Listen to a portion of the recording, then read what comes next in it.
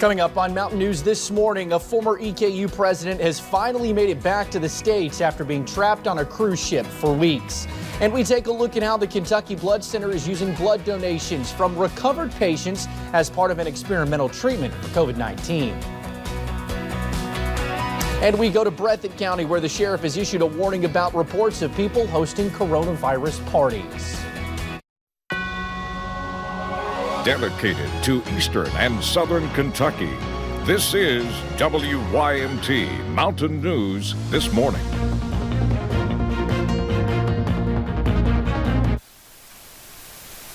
Good morning, I'm Will Puckett. Your time is 5 o'clock on Monday, April the 6th. Thank you for tuning in to Mountain News This Morning. As you might be able to tell, we are doing today's show from my living room. Brandon is back in the studio, but this is going to become our new normal for a little bit as we continue to navigate through this COVID-19 pandemic. Let's bring Brandon in this morning, who again is back at the WYMT studios. Brandon, good morning. It was a gorgeous weekend. Can we expect more of that going into this week? This studio feels very lonely this morning because I'm in here by myself. But again, you're right. It's going to be a fairly nice start to the week. Clear skies for some overnight. A few stray rain chances as we head into your day. Let's take a look at the satellite and radar where we'll see the cloud cover really kind of in the northern counties. And when I came out the door this morning, it was clear at my house. So again, we're seeing those clouds and a few stray showers up to the north. They're kind of moving out. But again, that's the trend of today for a little bit at least. We'll see sun and clouds for most of the day. Temperatures in the 40s and 50s this morning. I do believe we'll drop into the upper 40s in the next couple of hours.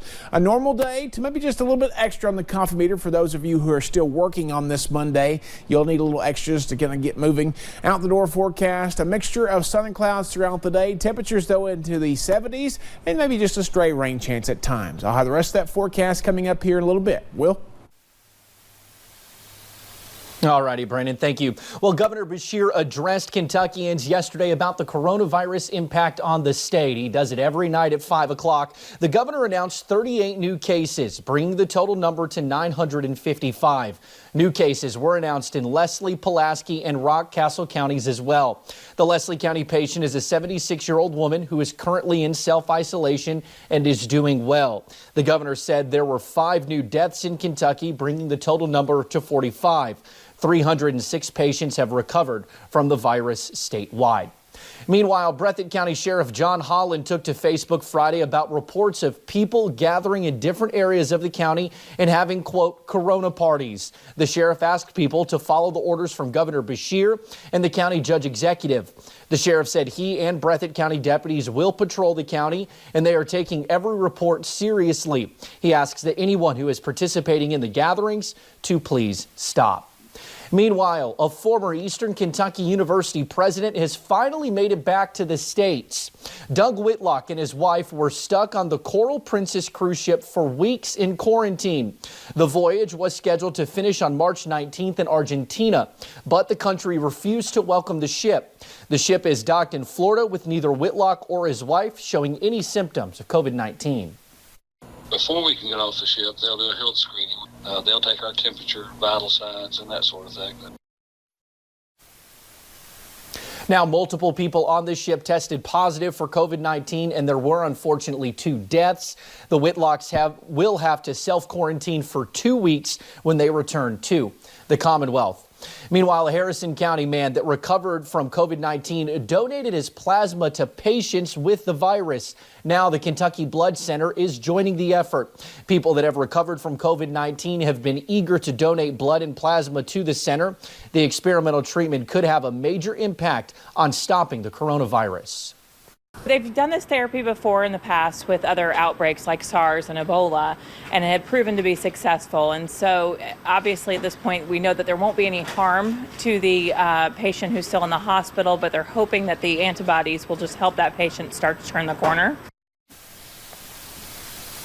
If you are a recovered COVID-19 patient and would like to donate plasma, you can sign up online. Well, a public gathering to honor the victims of the worst U.S. mining disaster in decades was canceled yesterday. On April 5th, 2010, an explosion at the Upper Big Branch mine in Raleigh County, West Virginia, killed 29 people. While a memorial event was supposed to take place yesterday, the decision was made a few weeks back to cancel the event due to the coronavirus outbreak. Mourners were able to lay wreaths at the memorial site on Saturday. Officials from the London Laurel County Rescue Squad say a man was stranded on a dam after a boating accident Saturday. The man was stranded off East City Dam Road. The rescue squad, along with other agencies, were able to take a boat out and get a life jacket to him. Once the man had the life jacket, they were able to bring him on their boat to safety. Rescue squad officials want to thank everyone who assisted in the rescue, especially the West Knox Fire Department. A golden alert counties this morning for a missing Whitley County teenager. Mackenzie Ledbetter was last seen Thursday around 11 p.m. off Underwood Road in Rockholds, Kentucky. Officials say she has a nose piercing and a tattoo of a double heart outline on her wrist. Officials put out the alert because she requires depression medication. If you or someone you know has any information on her whereabouts, you are asked to call Whitley County 911. Well, thank you for getting your day started with us right here on Mountain News this morning. Coming up, we'll tell you how some airlines are giving customers more flexibility for rebooking flights because of the coronavirus pandemic.